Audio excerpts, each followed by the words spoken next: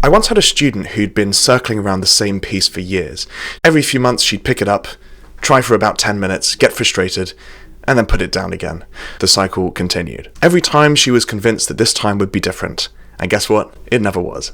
Here's what surprised her when we actually worked out why this was happening. She wasn't bad at the piece. The issue was she had no idea whether she was improving day to day. So every session feels exactly like the last one, and with enough of those kinds of sessions, she stops. Here's the real reason most people give up on pieces. It's not talent and it's not motivation. People who come back to the same piece for a year have plenty of motivation. The issue is they're not tracking anything.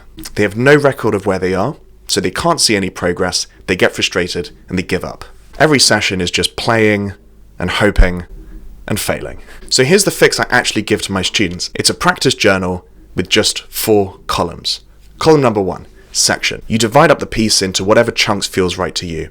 It could be lines, it could be a bar range, whatever feels right. Hands, separate or together. You can just write HT or HS depending on where you are with that section at that time. Safe speed. Now, this is the important one. You write down the speed that you can reliably reproduce that section at. When I say reliably, I mean cold, on a bad day, the first time you're playing the piano that day. Not that one time it went well, not your best take, but the genuinely safe speed. The final column is notes, anything you just want to remember for next time, or if you have a teacher or you have a community that you're posting in, what you want to ask them for next time.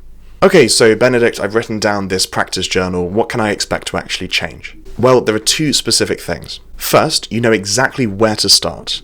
You go straight to the hardest bit at the beginning of your practice session, not to the beginning. Now, a lot of teachers will say that this is because your brain is the freshest at the beginning of the practice session or whatever. Maybe that makes a bit of a difference, I'm not sure. I don't think it really makes as much difference as people think. The reason I still tell my students to do this is because it puts them in the correct mindset. If you start your practice session at the very beginning of the piece and you play through it, you're in the mindset of just playing through. If you go straight to that hardest bit and just play that section first, you put yourself in that mindset of specific, detailed practice. And then, of course, that mindset carries through the whole session, generally speaking. The second thing that happens is you now know exactly what your safe speed is. And so if you manage to increase that particular section by, 5 beats per minute, that's a win for the practice session. This massively reduces your frustration. Now look, you might try this, and here's what's probably going to happen. You're going to be writing down your safe speeds, and you're going to find that it's actually a lot slower than you think. This is because, in the nicest way possible, most people's mental estimate of where they are right now is ahead of their ability. Now, I have a tool that I teach my students, which is this: frustration equals expectation minus ability. The difference between what you expect you're able to do and your actual ability is what causes the frustration. By using this technique, you're initially going to correct your expectation, which is going to be painful and frustrating, but then you're going to be working from reality, which is going to be a lot easier in the long term. Now, please, don't cheat and bump the number up just because you feel ready, okay? Safe speed is the speed that you can reliably do it at with the metronome. If you do cheat and bump the speed back up, obviously the frustration is going to start creeping in again, and that's because of the frustration equation. Little side note for you, by the way, I'm not saying that you need to practice with the metronome all the time just because that's how you test the safe speed.